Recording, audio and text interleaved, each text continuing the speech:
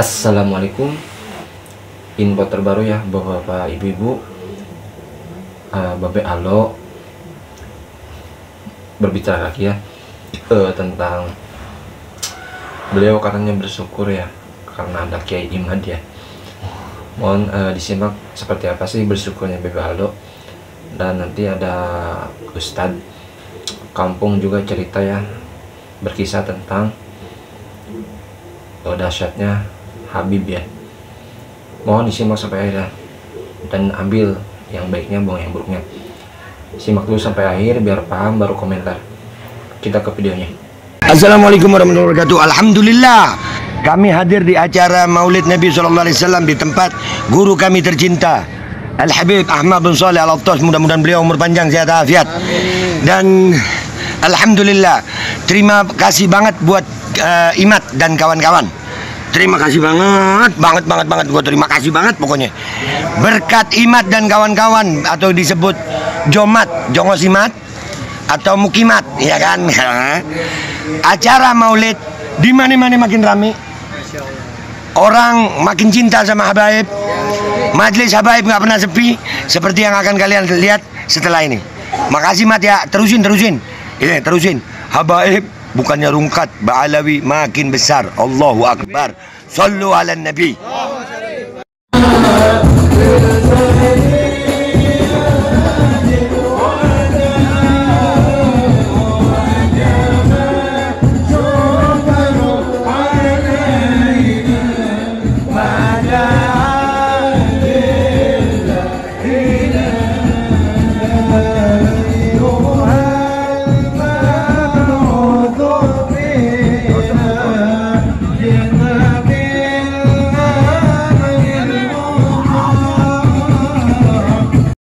Testimoni bahwa baca burdah ini bukan lagi salah, tapi amat tepat. Kalau perlu yang sekarang jalannya dewekan ya, besok malam tiap bulan ya, harusnya tiap minggu nih ya, nggak apa-apa dah, sebulan sekali mati ya.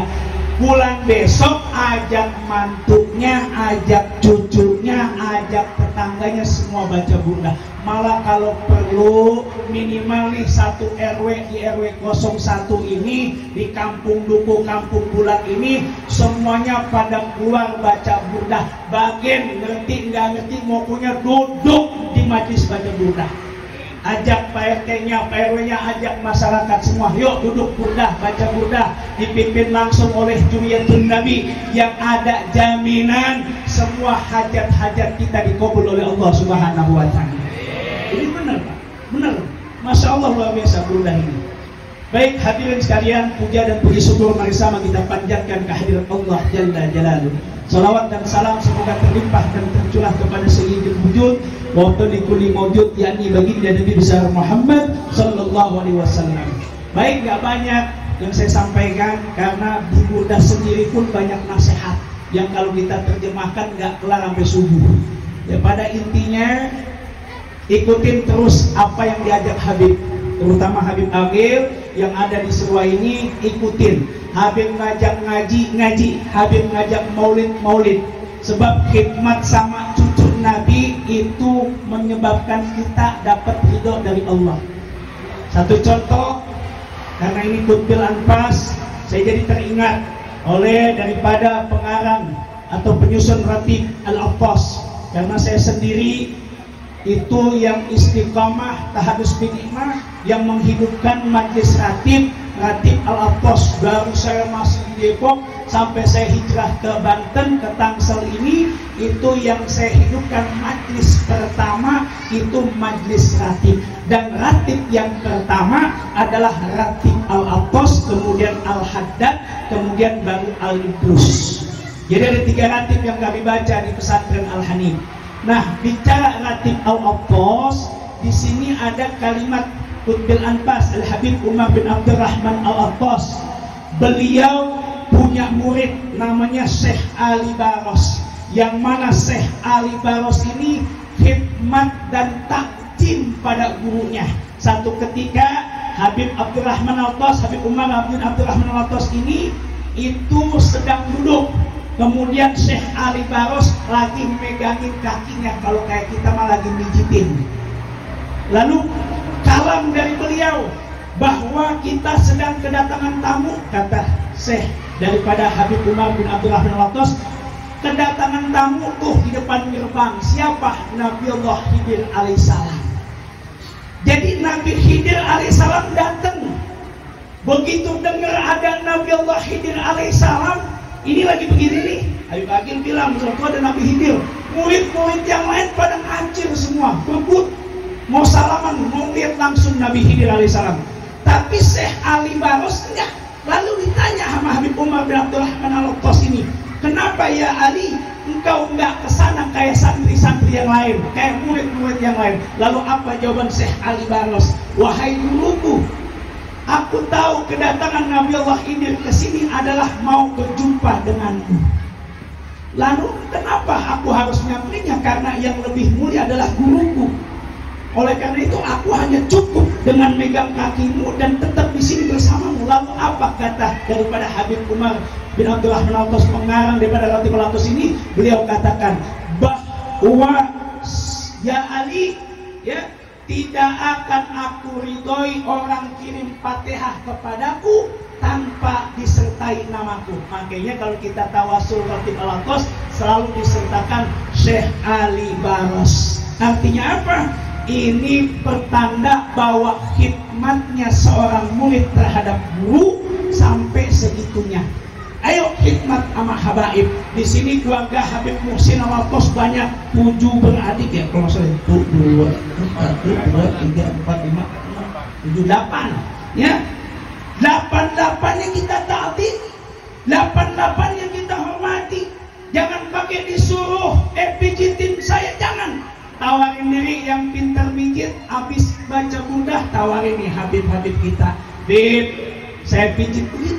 Bener, Syekh Ali Baros tiba gara-gara mijit dapat syafaat tuh. Sampai dibawa-bawa namanya. Sampai saat ini kita kalau baca Latiful Al-Attas tanpa menyebut Syekh Ali Baros kagak sah. Nggak nyampe tawasul kita. Ini saking hikmatnya. Makanya kalau Habib Agil ngundang untuk baca burdah, ngundang untuk maulid, ngundang untuk ngaji, kita hikmat, kita takdim. Intinya yang namanya ama habaib kita kudu hormat. Biar kata zaman sekarang lagi ada kaum Imaduddin yang lagi ngacak-ngacak, ngobok-ngobok habaib. Jangan pakai ikut-ikutan. Dan sekarang lagi rame nih, lagi pada kisru soal nasab.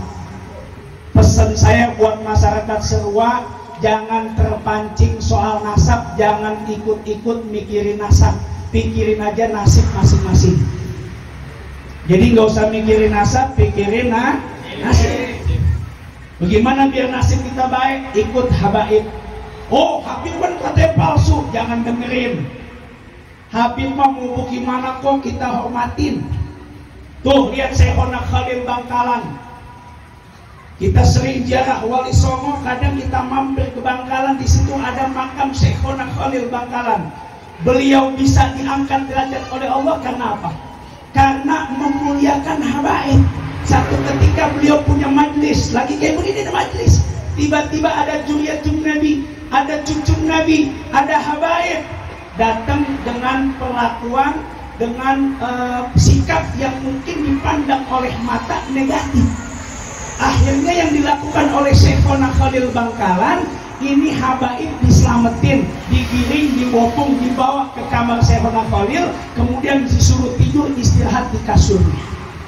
Nah, gara-gara tempat atau kasur daripada Syekhona Khalil dijadikan tempat istirahat Habib yang dilihat mata itu berbuat negatif, satu ketika Rasulullah langsung datang tidur juga di tempat tidurnya Syekhona Khalil Bangkalan. Itu apa? Gara-gara ngelindungin, nyelamatin, jagain daripada cucu Nabi yang dianggap oleh mata kita terlihat berbuat negatif.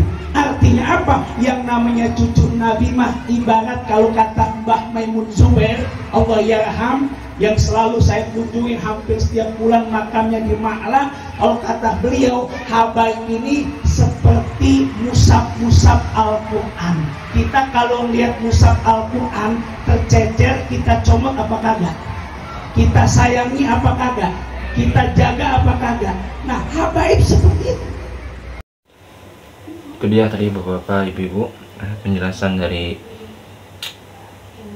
Babe Alo yang mana bersyukur atas hadirnya Kiai Haji Imaduddin ya, yang mana menurut Babe Alo adanya Kiai Imad makin banyak yang cinta Habib ya, majelis ilmu makin banyak, itu menurut Babe Alo.